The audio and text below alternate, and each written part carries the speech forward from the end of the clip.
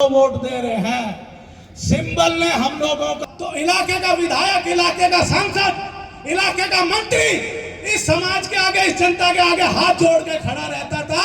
आज हमारे लिए इससे बड़ी दुख की क्या होगी? एक 2 कौड़ी के भ्रष्ट एनफोर्समेंट अधिकारी जो आकंठ भ्रष्टाचार में डूबा हुआ है, उसके सामने हमारे माताओं बहनों को, हमारे बुजुर्गों को हाथ जोड़ने पड़ रहे हैं। इससे ज्यादा इस समाज के लिए बुरी बात कोई नहीं हो सकती।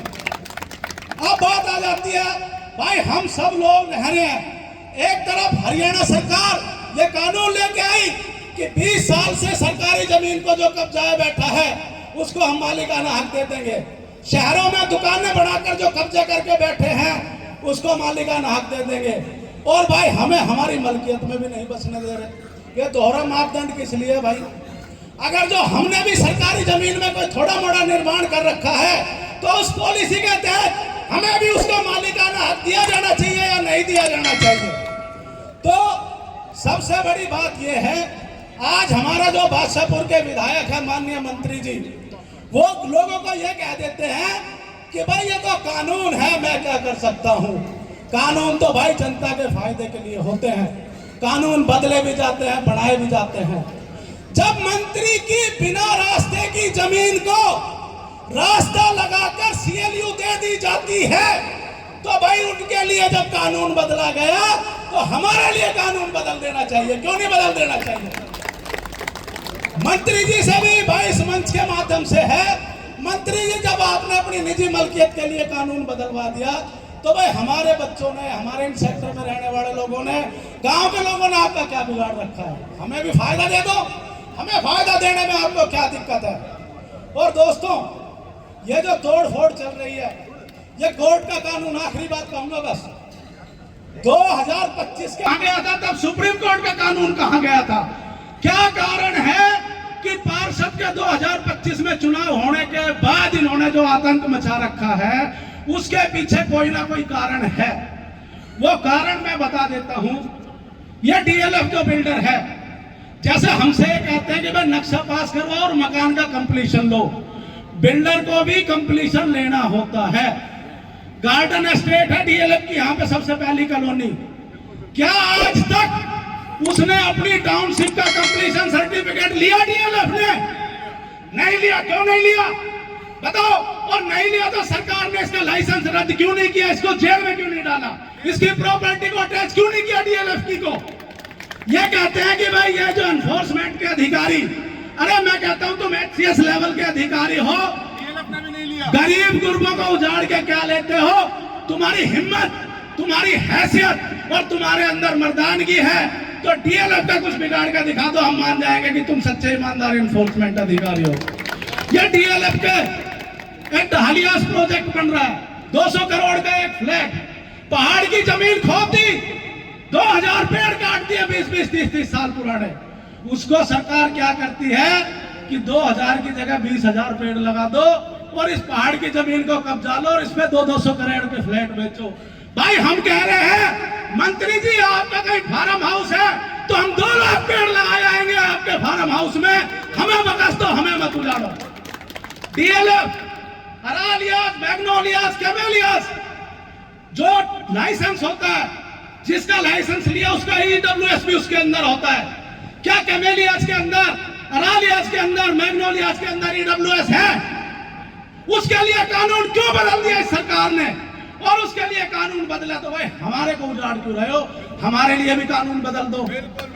और भाई बात यह है, नेता की बात कर देते हैं। नेता गंडे की तरह है, गंडा देखा है ना, मीठा है, रस निकला बहुत अच्छा। अगर उसको कोल्हू में पहलोगे तो रस निकलेगा, अगर जो इसको सूखा डाल दिया तो किसी काम नहीं आएगा। नेता किसी को भी चुनो, लेकिन भाई उसको गंडे में पहलते रहोगे तो ठीक रहोगे, नहीं तो वो लठ बन के हमारी कमर पे ही पड़ेगा। दूसरा, आपके लिए पानी का डर हमेशा बना रहना चाहिए। आज आप शहरी सेक्टर के लोगों को बीजेपी ने अपना वोट बैंक समझ लिया। आपसे ना वोट मांगने आते हैं, ना आपकी सुनवाई करते हैं, ना आपके दर्द को समझते हैं। उसका कारण यह, उनको पता है वोट तो वैसे मिल जाएगी। अपनी वोट की ताकत को पहचानो। ये जो मंत्री है या विधायक है 5 साल के लिए है, उनको समय समय पर उनकी हैसियत उनकी औकात बताते रहोगे, फायदे में रहोगे। एक बार अगर जो समाज उठ खड़ा होके और सार्वजनिक घोषणा करते कि भाई मंत्री जी, भाई सांसद जी, भाई पार्षद जी 3 साल बाद आ जाइए, फिर देख लेंगे और फिर दिखाना भी है, तो फिर देखना सारी चीजें ठीक हो या ना हो।